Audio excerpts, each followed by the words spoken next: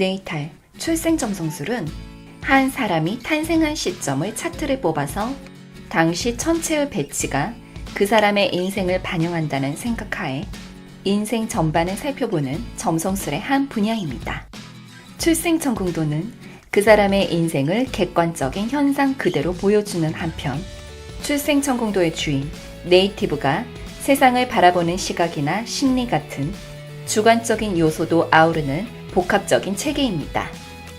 이처럼 다채롭고 심층적인 개인의 삶뿐만 아니라 개인성도 보여주는 출생천궁도를 맛배기로 리딩해 보겠습니다.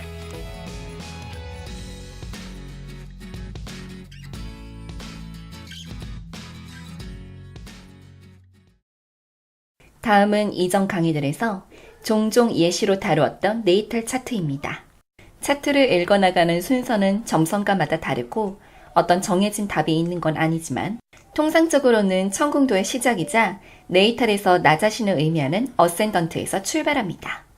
이 차트는 어센던트가 정갈자리 후반에 걸리며 태양이 위치하고 있습니다. 태양이 지평선 위에 있어서 낮의 차트인지 아래에 있어서 밤의 차트인지 구분하기 어려울 만큼 어센던트와 정확히 합을 하고 있습니다. 이 경우 어센던트, 상승궁은 정갈자리인데요. 정갈자리는 화성이 다스리고 여성적인 사인이기 때문에 화성의 에너지를 음적으로 발휘하므로 외향적인 건 아니지만 눈빛이 강하다거나 아우라가 있어 고요한 화상 같은 이미지를 가진 경우가 많습니다. 더욱이 이 경우는 태양이 어센던트에 걸려있기 때문에 화성처럼 쏘아보는 듯한 눈빛만 지니는 게 아니라 강렬한 인상이나 카리스마를 지니기 쉽습니다. 어센던트는 당장 표면적으로 드러나는 성향을 의미하므로 단지 외적으로 그러할 뿐만 아니라 사람들에게 비추어지는 첫인상이나 표면적인 성격 역시 그러하기 쉽습니다. 이 네이탈 차트의 주인, 네이티브가 여성이라는 것을 감안하면 어센던트, 1하우스의 로드도 정갈자리의 주인인 화성이고 화성궁, 정갈자리의 태양이 어센던트에서 두드러지므로 첫인상이나 표면적인 성격은 남성의 행성들인 태양과 화성에 집중되므로 여성이지만 남성적인 성격을 띈다고 할 수 있습니다. 또한 어센던트에 걸린 태양은 딱히 에스펙트로 연결되는 행성이 없기 때문에 정갈 태양의 면모가 순수하게 발휘되므로 고전공답게 무언가 한 가지를 화성스럽게 꿰뚫어 보는 듯한 카리스마를 발휘한다고 볼 수 있습니다. 그러나 좀 더 세부적으로 들어가면 다른 면들이 있다는 것을 알 수 있습니다. 우선 어센던트의 로드이자 나 자신을 의미하는 행성인 화성은 12하우스 천칭자리에 위치해 있습니다. 천칭자리 화성답게 예리한 화법을 구사하고 천칭자리가 공기궁의 금성과 토성이 지배하는 사인이므로 그런 천칭자리의 화성인이 무언가를 신랄하게 비판하는 면이 있을 것입니다. 하지만 화성은 12하우스에 위치해 있고 어센던트에 걸린 정갈태양이 확연히 두드러지기 때문에 평상시에는 정갈태양의 면이 부각되고 나 자신과 관련된 천칭 화성의 본성은 12하우스가 의미하는 한정된 영역이나 내밀한 관계에 한해서만 드러날 것입니다. 한편 이 네이티브는 천칭자리가 상당히 발달했다는 것을 알 수 있는데요. 또 다른 중요한 개인성의 지표인 달 역시 천칭자리에 위치해 있습니다. 홀사인상으로 천칭자리는 12하우스이기 때문에 다른 화성과 마찬가지로 12하우스에 있지만 공간 분할 방식인 쿼드런트 하우스 시스템상으로 보면 다른 화성에 비해 11하우스로 나와 있습니다. 11하우스는 앵글 하우스 못지않게 행성이 두드러지는 하우스인데다가 친교의 성격을 띠고 천칭자리 역시 주변과 교류하는 성격을 띠기 때문에 네이티브는 천칭자리 달답게 주변과 소통하고 화합하는 사교성을 발휘할 것입니다. 그러나 1하우스 로드 화성이 12하우스에 빠져 있으므로 어센던트에 걸린 태양으로 인해 눈에 띄는 카리스마를 지녔고 11하우스 천칭 달의 사교성으로 인해 전반적으로 외향적으로 비춰지기 쉽다지만 알고 보면 12하우스 화성으로 인한 디테일에 예민한 면 그리고 12하우스답게 혼자만의 내밀한 영역에 틀어박히고 싶은 면이 있을 것입니다. 이러한 성향은 어센던트가 개인적인 영역에 집중하는 정갈자리라는 점으로 인해 한층 강화되며 달이 쿼드런트 하우스 시스템 상으로 11하우스에 있다지만 홀사인 상으로는 12하우스 천칭자리에 위치하므로 네이티브는 사교성을 발휘하더라도 자신이 익숙한 특정 영역에 한해서만 그럴 것입니다. 또 다른 중요한 개인성의 지표로 포르투나를 들 수 있는데 포르투나는 달과 정확히 합하고 있습니다. 그러므로 달과 포르투나는 함께 보아도 무방한데요.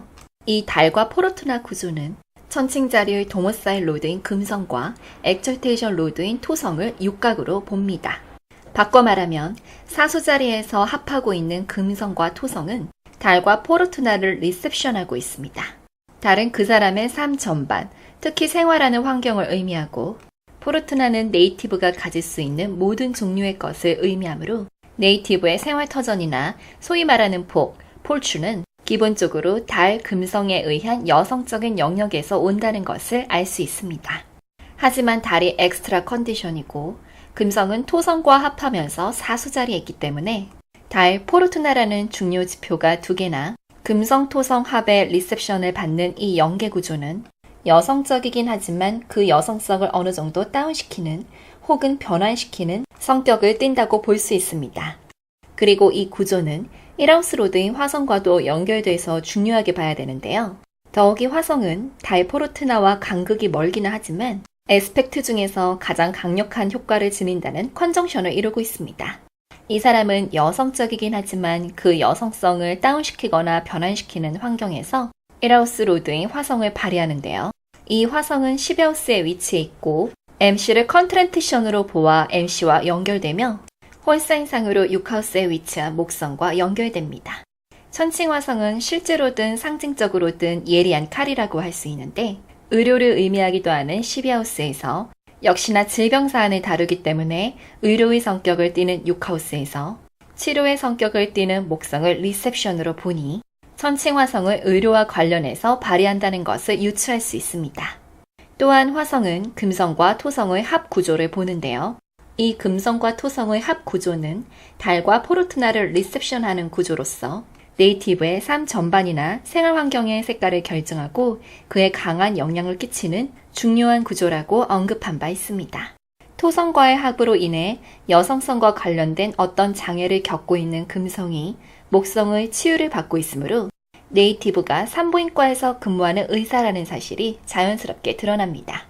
그리고 1하우스 로드 화성, 달 포르투나가 위치한 12하우스, 그리고 금성과 토성의 합 구조가 위치한 2하우스.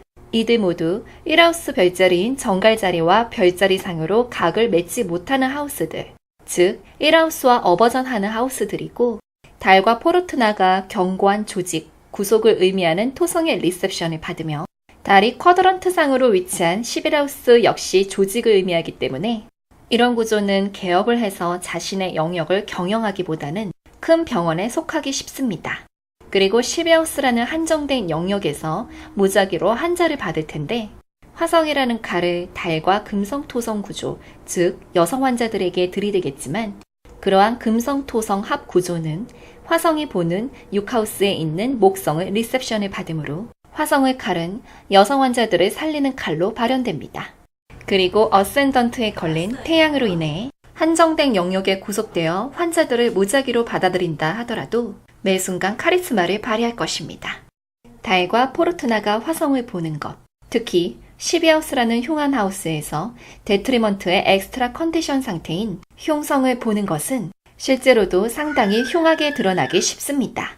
그러나 10하우스 로드인 태양이 어센던트로 들어와 네이티브에게 명예를 가져다주고 삶 전반, 생활 환경을 의미하는 달과 포르투나가 합하면서 길성들을 보는 데다가 길각으로 연결되는 토성의 리셉션이 있으므로, 즉 토성의 구속이 안정적인 방식으로 발현되므로 사회적으로 인정되는 영역 및 방식으로 화성이라는 칼을 발휘한다고 볼 수 있습니다. 또한 네이티브가 가진 모든 것이자 폴춘을 의미하는 포르투나도 이러한 구조에 연동되므로 네이티브의 직업으로 인한 성취나 안정성뿐만 아니라 집안환경, 이하우스의 의미답게 내 편인 사람들 등등의 안정성도 읽어낼 수 있습니다. 이렇게 대략적이나마 맛배기식으로 네이탈 차트 리딩을 해보았는데요. 차트 리딩은 각각의 요소들에 대한 단편적인 판단들이 모여서 서로 유기적으로 연결되고 그렇게 하나의 구조를 이뤄가는 복합적이고도 총체적인 과정이라고 할 수 있습니다. 그렇기 때문에 어렵게 느껴지고 차트 리딩에 익숙해지는데 오랜 시간이 걸리는 것은 당연한 일입니다. 따라서 팁을 드리자면 생시가 정확하다는 전제하에 자신이나 지속적으로 관찰할 수 있는 가까운 사람의 차트를 하나 정한 다음 어떤 개념에 익숙해지는 대로 조금씩 천천히 적용해 보시는 걸 추천합니다. 점성술을 공부할 때는 이론을 열심히 학습하는 것도 좋지만 실제의 삶을 다루는 것이기 때문에 가능한 샘플 차트를 많이 보고 그에 대한 피드백을 받거나 확인을 하는 것이 핵심입니다. 즉, 실전이야말로 실력 상승의 키가 되어줍니다. 이때 주의하실 점은 차트 리딩에 그치는 것이 아니라 문제를 풀면 답을 맞추듯이 결과를 확인하고 차트를 다시 살펴보는 습관을 들여야 한다는 것입니다. 또한 점성술 차트 리딩이라는 것은 낯선 용어들로 세상을 바라보는 새로운 필터를 가지는 것이나 다름없기 때문에 초반에는 많이 어렵고 단번에 되지 않는 것이 당연합니다. 외국어 학습과 다를 게 없는 셈입니다. 그러므로 배운 것을 꾸준히 써먹어야 그 외국어를 자유자재로 할 수 있듯이 차트 리딩 또한 꾸준한 실전이 답이라는 것을 기억하시면 되겠습니다. 또한 외국어 학습에 시간이 필요한 것처럼 차트 리딩도 마찬가지이므로 조바심 내거나 스트레스 받지 말고 낯선 곳을 여행하듯이 천천히 즐겁게 익혀나가시면 좋겠습니다. 이 강의를 제작한 2019년 6월부터 본 동영상 강의에 나오는 기본 개념들을 바탕으로 한 온라인상의 실시간 차트 리딩 강의를 진행할 예정입니다.